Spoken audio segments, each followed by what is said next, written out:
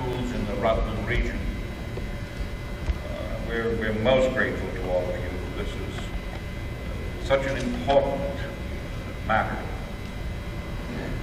I have been going around to these parishes making these pastoral visitations, and I get very upset, frankly, and slightly nervous when I go into these parishes and I'm there for all of the masses on the entire weekend. You can't be there either saying the Mass or preaching at the Mass, greeting people before, afterwards, having a coffee and after that, without being conscious of who's coming to church and who's not coming to church. And I must say that I'm concerned about our young people. I don't see them sometimes in the numbers that we should see them in some of the parishes. I think our young people today are just wonderful people. I really, really believe that. I think that they're just extraordinary. They're so good despite all the difficulties and all that they face, the temptations and all that you and I never had to even contend with. You know, when it comes to, I was reading this morning, as you probably were too, about drugs, schools and all. You know, when I was growing up, we had a drugstore in town. That was the only thing I knew about drugs. You know, that was it. That was it. And they were something that you got if you were sick and you needed some help. They were medicines. But these young people today, there's so many temptations there. I've been trying to talk to them about this, drugs and alcohol in our confirmation programs, and about the sexual revolution that's taking place. And the temptations and all that these young people have. That's why I'm just so amazed at them. I'm amazed that they are so good, and they really are good. But we've got to take care of these people.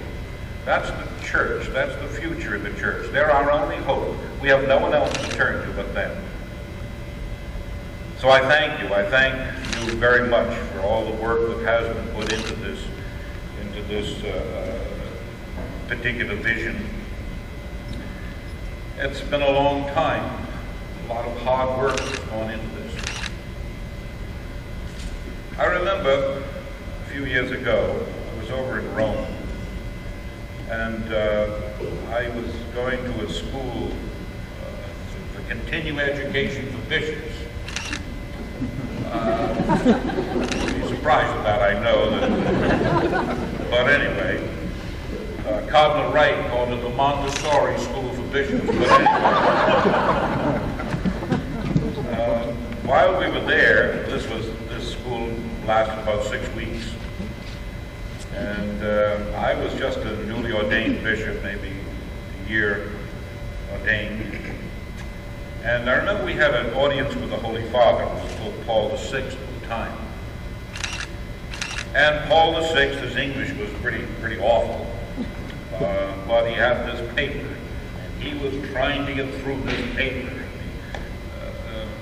Finally, he got disgusted, and he put the paper down, and he said, "What I'm trying to say," he said, "that when I worked in the office of the Secretary of State under Pope Pius XII, he said, the Pius XII used to always say that the glory of the church in the United States is the parochial school system and the religious who taught in those schools. That was the glory of the church in the United States." What a compliment that was. What a compliment. Well, back in 1782, our first Catholic school, our parochial school, was established in Philadelphia. And we built up a tremendous school system throughout this country of ours. The American bishops at their first plenary council of Baltimore, which was held a year before the Diocese of Burlington was established, they directed that wherever there was a parish, there had to be a parochial school. This is how much they thought of it. And through the years, we built up our parochial school system. In this Diocese of Burlington, we had 37 schools at one time. We have 13 left. We have 11 now grammar schools, and we have 2 high schools. And that's all. The others are gone. They're gone. The Second Vatican Council, when it came along, it spoke about, and it's called the document is the Declaration of Christian Education in 1965. And it exhorted the pastors of the church to spare no sacrifice, in their words, to spare no sacrifice in helping Catholic schools to become increasingly effective. And it went on to say that the Catholic school prepares its pupils to contribute effectively to the welfare of the world and to work for the extension of the kingdom of God. Again, the bishops of this country, they wrote a document called To Teach as Jesus Did. And they said that the Catholic schools are the most effective means available to the church for the education of children and young people, who may thus grow into adulthood according to the mature measure of Christ. The integration of religious truth and values with life distinguishes the Catholic school from other schools. The canon law was just revised, about 10 years ago, and it states its strong affirmation for the need and the benefit of Catholic schools. It goes on and on. Pope John Paul II just recently, in a meeting in New Orleans, he said that Catholic schools in the United States have enjoyed a reputation for excellence in community service. I heartily encourage you to continue to provide quality Catholic education for the poor of all races and national backgrounds, even at the cost of great sacrifice. We cannot doubt that such is part of God's call to the church in the United States.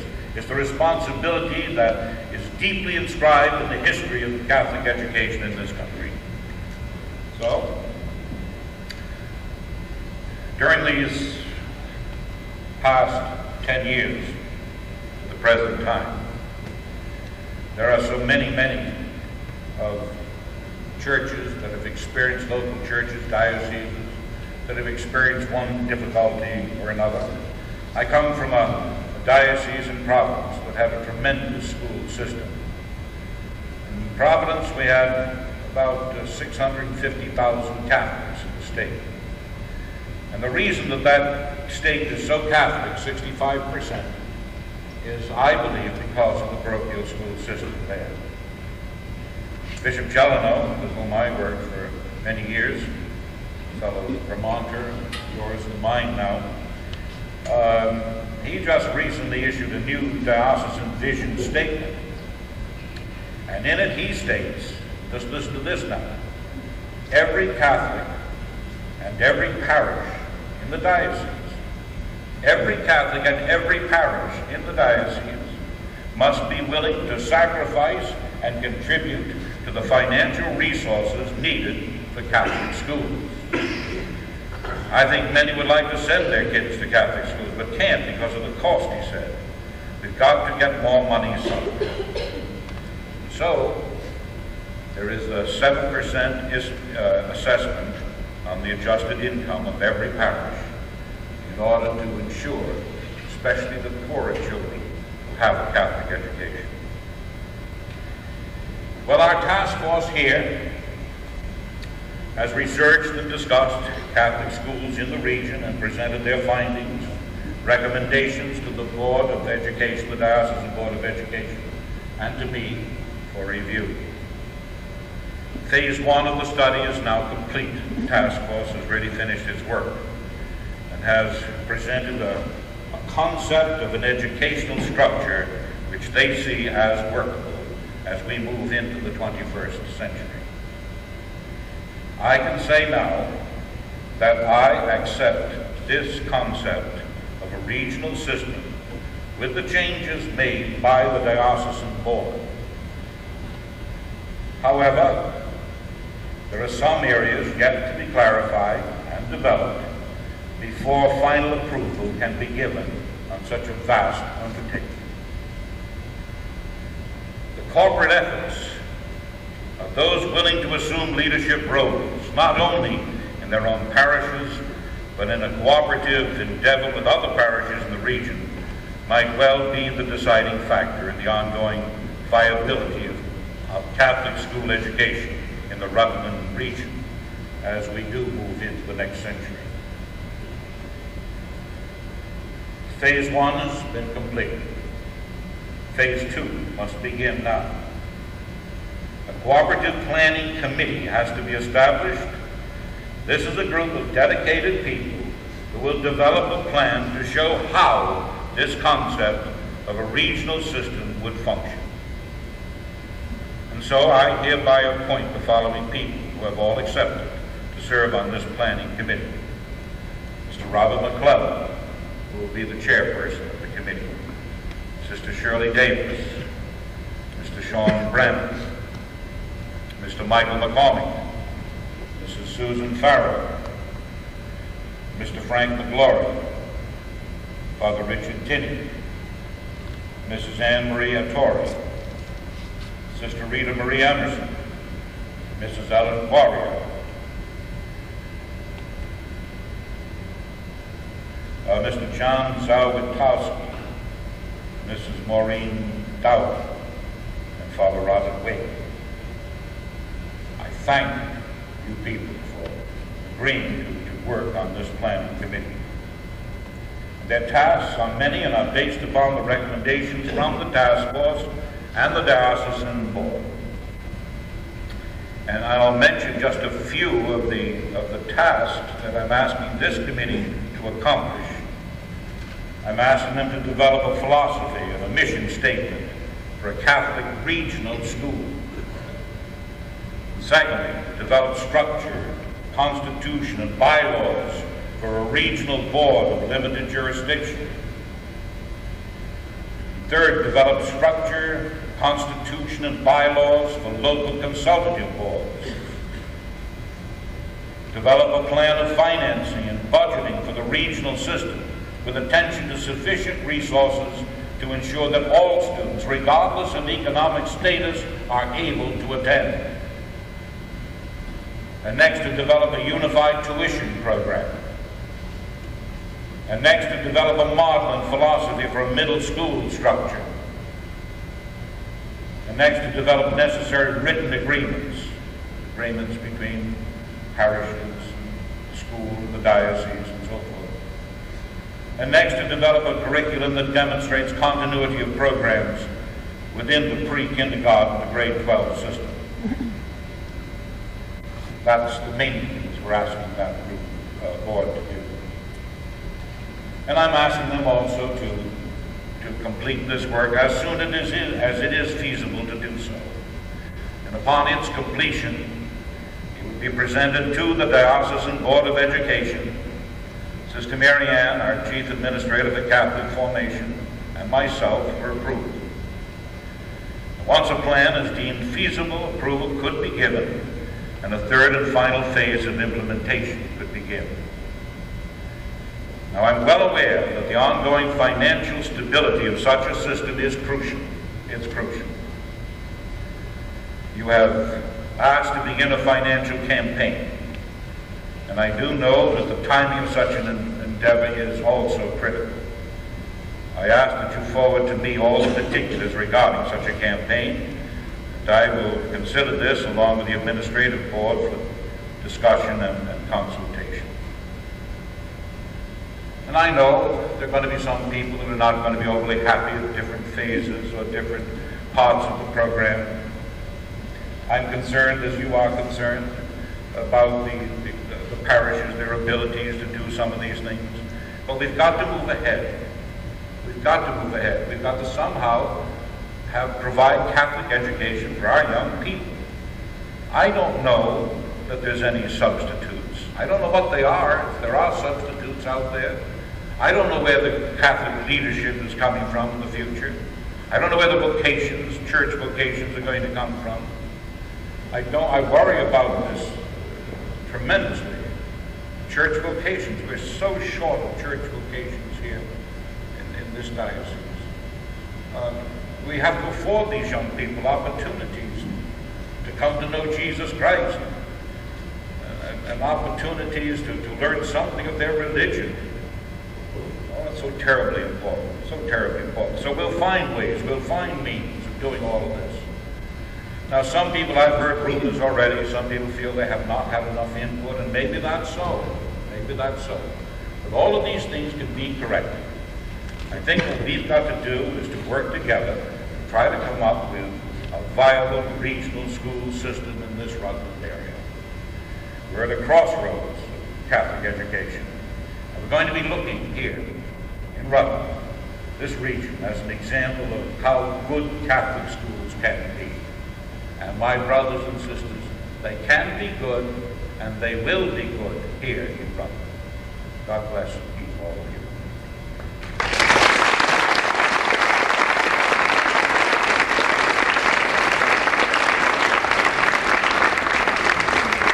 Thank you, Bishop Angell. What I would like to do for about 15 minutes is open the floor up to questions and answers, with the idea that not only is the bishop here as a resource to those questions, but also we have a number of committee members and school board members here, and I would ask any and all of you to participate in the responses if you feel that that's appropriate. But I don't see hands popping up yet. Kevin. I have two questions. The announcement or the proposal to open Immaculate Heart of Mary as a middle school in the spring of 1995, where does that stand based on this announcement?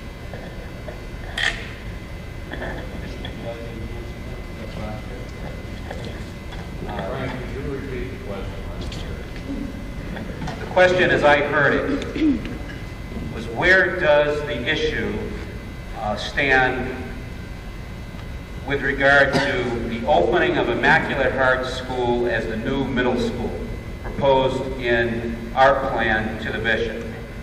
And basically, I can't address the timeline, I would leave that up to the bishop, but as I understood it, what we're dealing with here is the need to develop a specific strategy to accomplish that goal.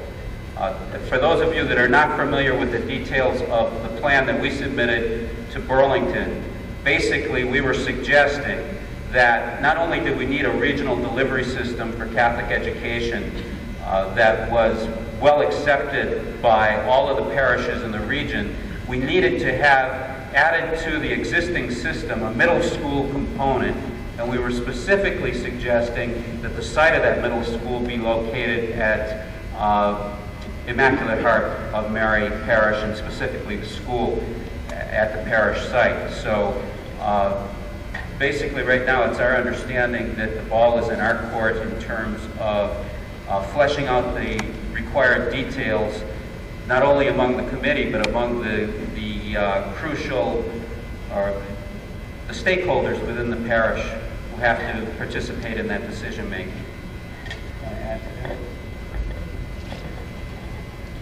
The set proposed $2 million fundraising campaign.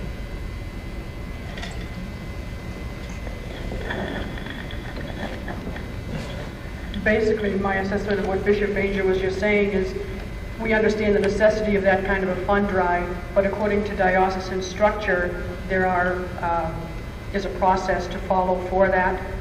So what Bishop Angell just basically said was, if this next cooperative planning committee presents all of the particulars in terms of how they want to raise those funds, that kind of a process in the Catholic Church has to go through an administrative board.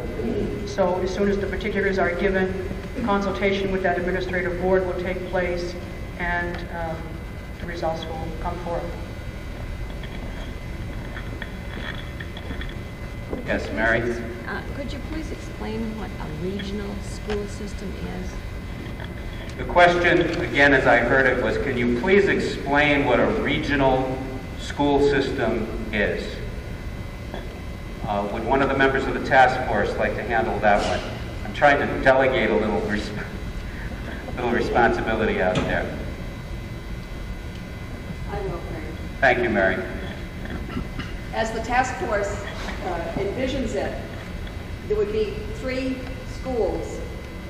The Christ the King would be the elementary school, K through 5, the middle school, 6, 7, and 8, and the secondary school. And this would be considered a regional school. The proposal, as submitted by the task force, has a regional director, a coordinator. That's the word we actually started with. Although, no, I think the first word we started with was superintendent, and Mary Ann objected because she didn't think there was room for 2 superintendents in the diocese. And we agreed. But there would be a regional director who would be a coordinator for those schools, and a regional board. And then there would be the principals in each of the schools and a local school board, one for each of those 3 schools. In other words, building a pyramid. But the regional director would be responsible, as all Catholic schools in the state are, to the diocesan school board and to the chief administrator for Catholic education, and that's to the bishop. If I missed anything, other task force members... Specifically, as far as the students are concerned, what we're talking about is really doing what is in place now, but extending it so that we are more productive in recruiting students that are further away from the center of Rutland. The regional system does have the components that Sister Mary was talking about, but I think from the consumer's point of view, it's directed at serving a broader population than an individual parish or an individual town. We're talking about consuming in a market territory more than the greater Rutland region. Right now, we're serving students from Middlebury, from Chester, from Point in New York. So I think the regional concept is in place. What we're talking about doing is extending it, clarifying it, and particularly with our governance structure, building a coordinated system where not only do you reduce the duplication of services, you build a coordinated curriculum that moves students from pre-K through high school. Sister.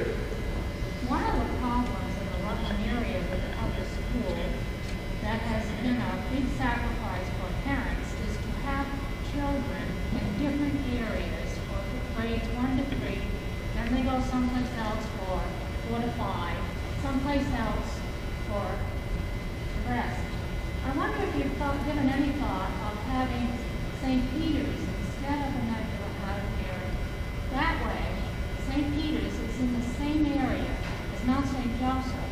So parents who have children in the middle school would drop them off in the same area, and that means they only have one other area to go. Well, when the issue of middle school surfaced in the planning, all of the existing resources were evaluated, and what there was an attempt on the committee's part to do was to clarify which resource would best suit the needs of the middle school population. And those members of the committee that were charged with that responsibility targeted, at least in this preliminary planning that we've done, targeted Immaculate Heart of Mary School because of the nature of the building itself.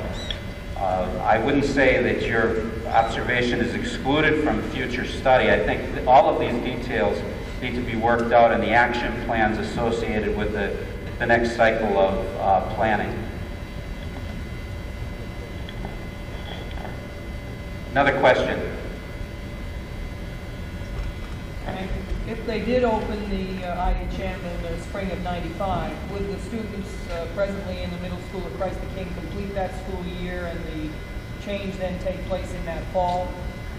What we talked about doing, which may seem radical to some because we think about the normal end of a school year being in June, what we talked about doing is trying to build in circumstances and events that would transition one population of students into a new environment. And we think that this is a practical way not only to move students from the elementary school to a middle school, but also from middle school to high school.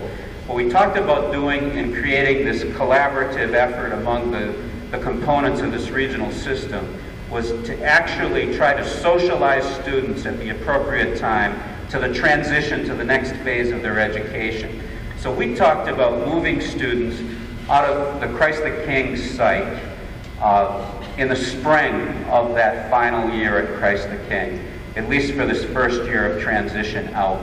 But as I said, and I think as the bishop has reinforced several times, the minutiae of that detail has not been worked out, and that's where I think the next round of actual action planning for each one of these discrete objectives to take place will actually work out that kind of detail. So I'm responding based on our preliminary planning.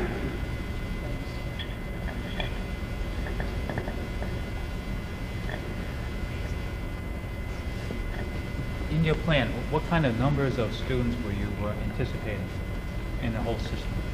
As far as the enrollment goals, I'm going to have to look to one of the people that worked on those demographics. There's 3 people up here, the enrollment goals for the system. What is the question? The question was, in the plan, what were the projected enrollment goals for the system?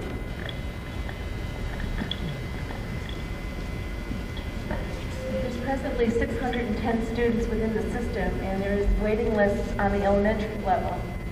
So the need for a middle school was verified by the numbers and the populations we have at each level. So that's the population that we're looking at now. Did that answer your question? Projected growth? Father Mayo? The projected growth on the elementary level, on the waiting lists are occurring in the On the elementary level, there are presently 410 students, and we could have, had we had the room, open 3 more divisions of those, the 2 divisions of every grade level this past year. But we've maxed out on room, without exceeding class sizes, present of 25, which we'd like to have them around 20. Bob, does that answer your question?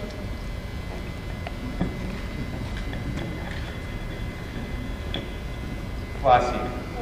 Great. 2 questions here.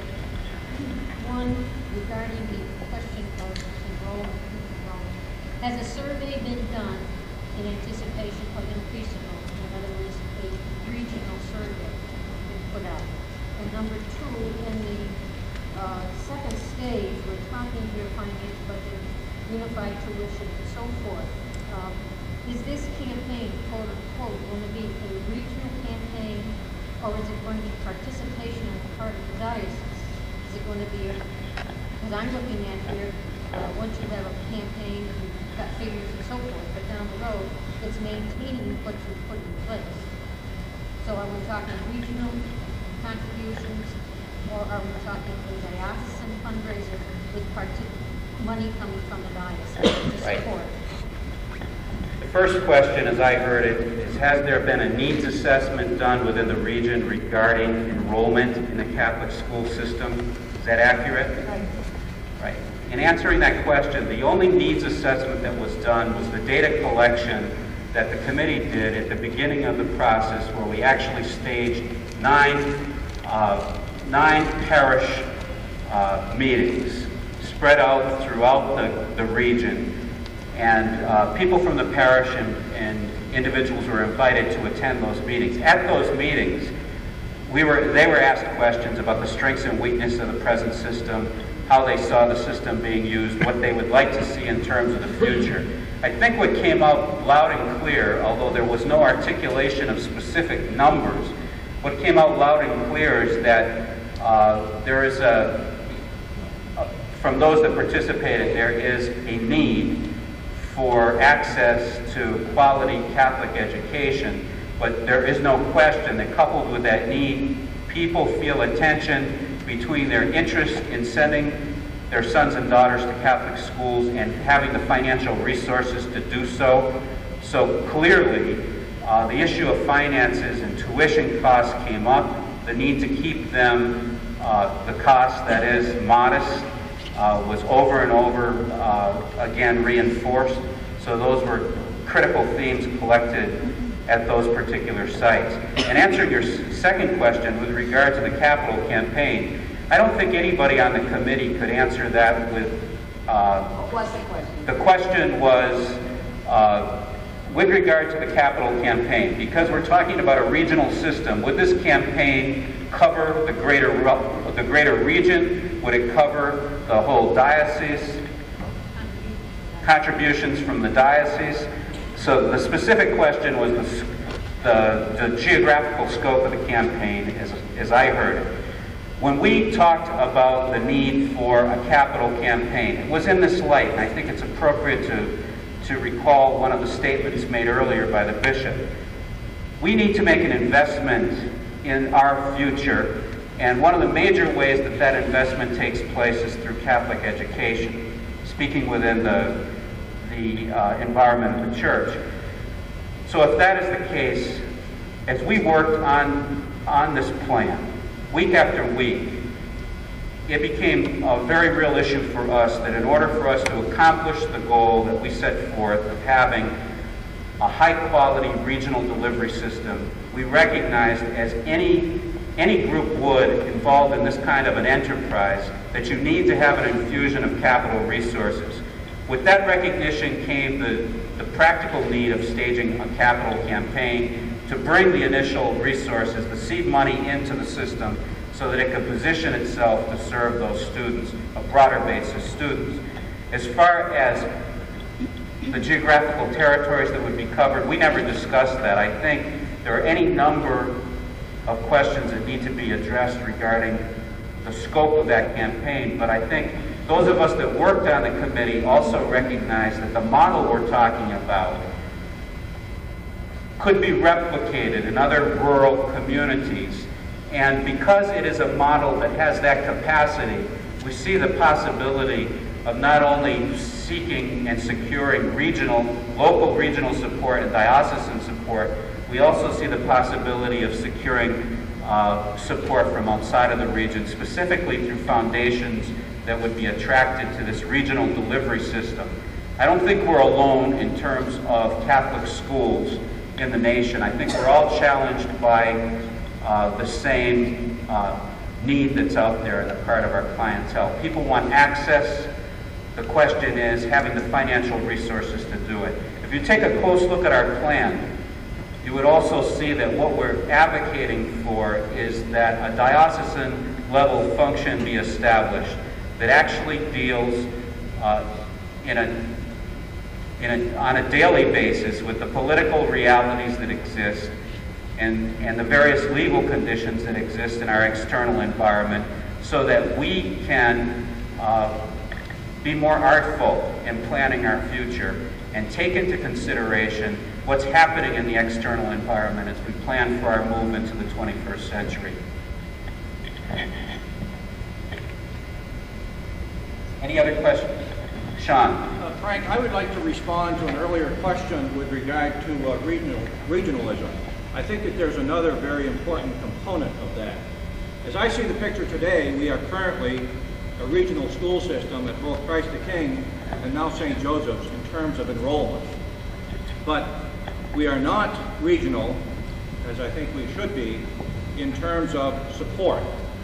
I think that we need clearly more support in terms of leadership from the parishes, having to do with clergy, parish councils, and so forth, in terms of encouraging parishioners and families to consider the Catholic schools that we have. Additionally, I think in terms of financial support is a key component to the notion of regionalism. At Christ the King, for instance, we get our revenues from tuitions, fundraising, and parish subsidies to the tune of $140,000 or $150,000. The same is true at Mount St. Joseph Academy, regional and enrollment. I believe we have 21 or so parishes that are sending students to our two Catholic schools. When you're talking about Mount St. Joseph's, there are currently subsidies to Christ the King, IHM, and St. Peter's to $30,000 or $40,000 or $50,000 a year. So I just wanted to put forth that one of the things that we task team members see that's very, very crucial to the notion of regionalism is continued and better support in terms of leadership and as well as in terms of finances.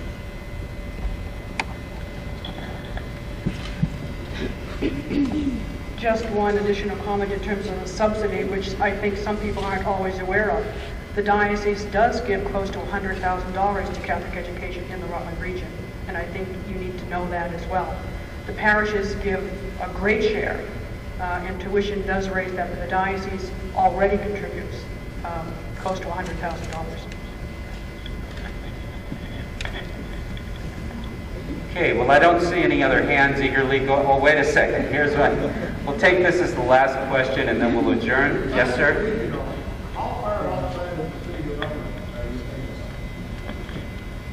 I'm going to say that right now we're looking at points out to Fairhaven and slightly beyond. We right now are servicing people down to Chester, up to Brandon, and some students are coming down from Middlebury over to the east, Woodstock. What we recognized in the first round of planning is that one of the big issues that we've got to deal with is the issue of transportation. Because in talking to people that come from these towns that are around Rutland City, over and over again the issue comes up of transporting their son or daughter to Rutland City for the delivery system. We also talked about as the population grew within the system, there would be no reason for us not to reactivate some of the school sites that exist, like the site that exists in Fairhaven, for example.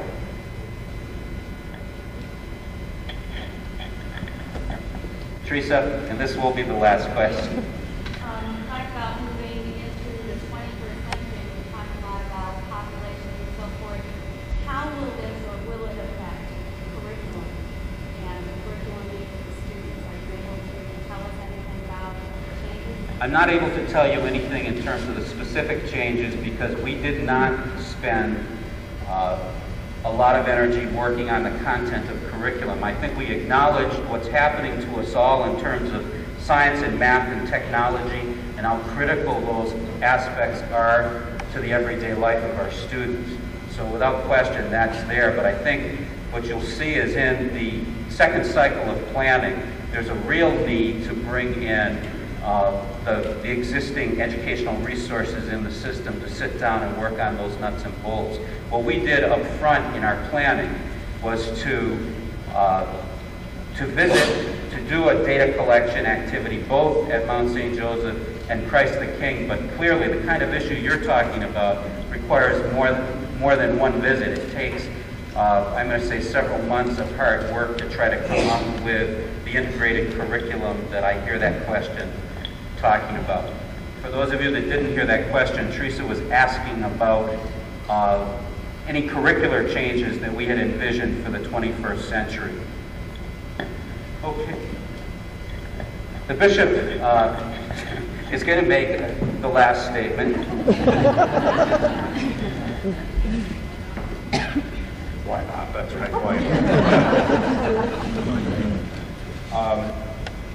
I hate to mention that other dioceses, like they know all, but it's my only experience at it. And one of the big warnings, cautions, whatever we want, when you come to regionalizing schools, the biggest danger is that we have all become responsible for the school system, and no one is responsible for the school system. Right now, if you've got a parochial school, Christ the King, the parish has a great concern for that school, a great love for that school, cares for that school. Well, when it becomes a regional school, the danger, I just say this as a caution, the danger is that the parish kind of separates itself then from the school, and we cannot allow that to happen. If we go into this whole thing, and we are going into this regionalization of the school, but we've got to all be responsible for the school. really, we have to take ownership, all of us in the school. Have to work for it, just as if we're our parish school. We've got to work for it, we've got to contribute to it, we've got to take it and make it our own. We've got to assume responsibility for the children in this area who go to this school. So that's my final little warning to you. The other things, I do want to thank a couple of people, and I know this is very dangerous to do because we start to pick people. I mean, the task force, you know how grateful we are to you. To its chairperson and to all the members of the subcommittees, we're most grateful to all of you. We really are. We're grateful to Father Mayo. For many years now, he and his parish have been contributing so very much to keep that school going. Thanks be to God for it. But we're also very grateful to Father Giro and Father Tinney for the contributions that they have made to the school, the financial help, the assistance they have given to the two schools here, the high school and the grammar school. We're grateful to all of you for what you've done. As I said earlier, 37 schools, we've got 13 left. We've got to take this step, we've got to try to save our schools. I say again and again, I know of no substitute. If you can point one out to me, fine, but I haven't heard one yet. So I thank you. I thank you. Frank, we're most grateful to you, too, for all you do for all of us, allowing us to come here this evening. God bless and keep all of you. I do think, too, that we're very blessed with Sister Mary Ann, who gives such great leadership. She has a new title now. She's Chief Administrator of... I never get the title right. What is the title again? Chief Administrator of Catholic Formation for the Diocese. And there's no one that deserves all the honors and titles and everything than she. She's been superb. And so have all of you, our teachers that are here, the principals that are here, the parents groups, members of the different task forces here. We're grateful to all of you. We're grateful for all that you do for Catholic education. And let's go out of here tonight and be determined that we're going to keep on after this. And we are going to get the best possible, the very best possible regional school here in this Diocese of Burlington will be located right here in Rutland. So God bless and keep all of you. Thank you very much.